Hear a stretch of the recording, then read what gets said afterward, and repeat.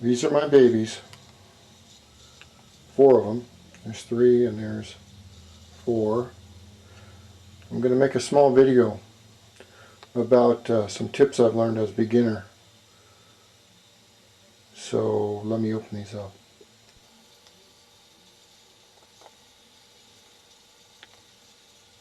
This is a Gibson SG.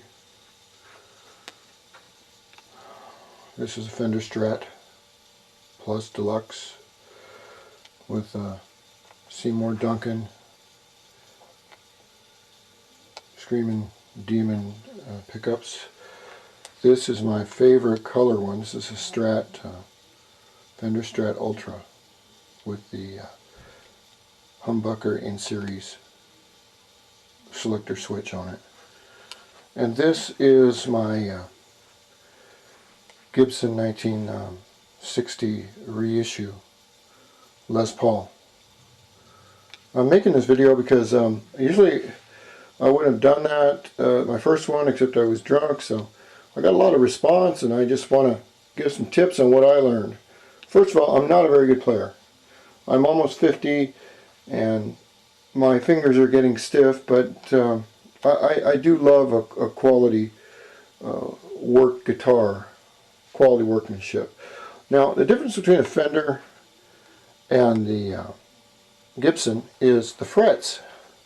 For one thing, these on the Gibson are short throw frets, which means that between the frets it is thinner here than it is on, say, the Fender Strat. They both make the same sound, but the Fender is probably a little easier to play if you're trying to start out. I mean, if you've got big hands like I do. Now, some tips when I first started. I wasn't very good, so I took the guitars apart and I learned all about the electronics on them. And what I would, and then I got books on them and everything. I got a whole bunch of books on them because I went through a guitar phase and I just, I bought all kinds of things. But when you're starting out, remember, try and use all four of your fingers.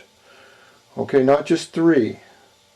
And another thing is, when people start out, they start pushing on the strings here, and the end of their fingers hurt really bad. Okay, the reason for that is that your fingertips are not used to it and the nerve endings are sticking straight out. But after you play a while, the nerve endings roll over, actually, and your fingers get duller. And another thing that happens is that you won't need to put as much pressure because you're really not, you don't need to press the strings into the fretboard. All you're really trying to do is hold the strings against the fret, whichever fret you're on, like this fret, and to make it sound the note. Okay, and after you play a while, what happens is you'll actually use less pressure because you'll know exactly how much pressure it will take to do it.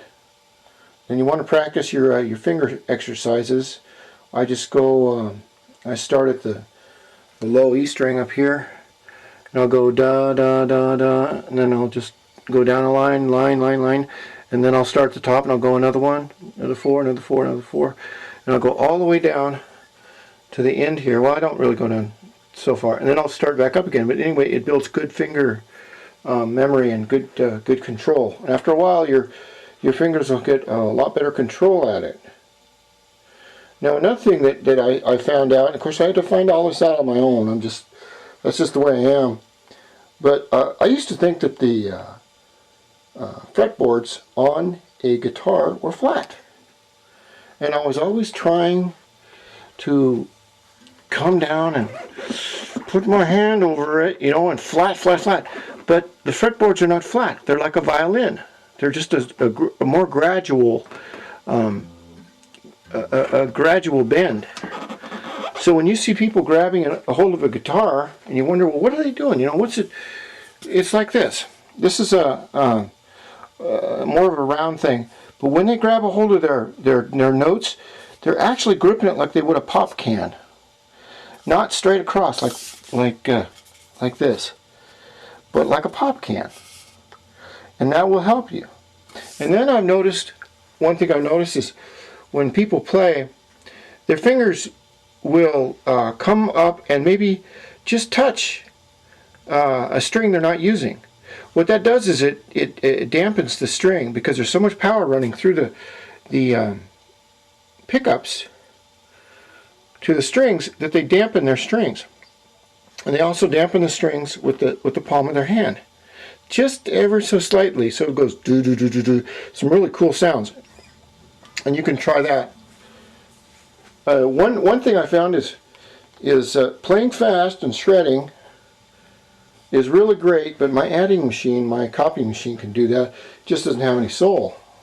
And that's where what you want to do is you want to relax, and you want to have your feelings that are in your mind, you want to have them come out into the music. You want to transfer your thoughts, your feelings to the guitar. And that's the trick. You know, all good guitars. When you start out, try all different size picks, thicknesses. Don't let anyone tell you, well, do this, do that. Do what's right for you, and take a little bit of advice from everybody. And if something doesn't work, then just keep going, because it does take practice, and pretty soon you can do it by just by playing. Get some good guitar books, learn the circle of fifths, and learn your notes, and learn why the circle of fifths is, and your difference between your chords 1, 3, and 5, 1, 4, 5, 1, 5, I think it's 1, 5, 6. Anyway, and your bass power chords, and just take a minute to learn why this is done the way it is. And if you're going to get a guitar, if you can afford it, instead of buying a half-assed cheap one that you're going to throw away, and you're going to buy one of these really nice ones one day, save up the money and buy a nice one, because you'll get used to it. And then get some string polish before you play. You can put it on here, and also there's some like baby powder like stuff that you can get for your hands to make your hands slide easier. Remember, everyone's got a different style, and they've got different hand sizes, and just because I can't play Van Halen Eruption doesn't mean I can't have fun and figure out some good times, because they're beautiful. They're beautiful guitars.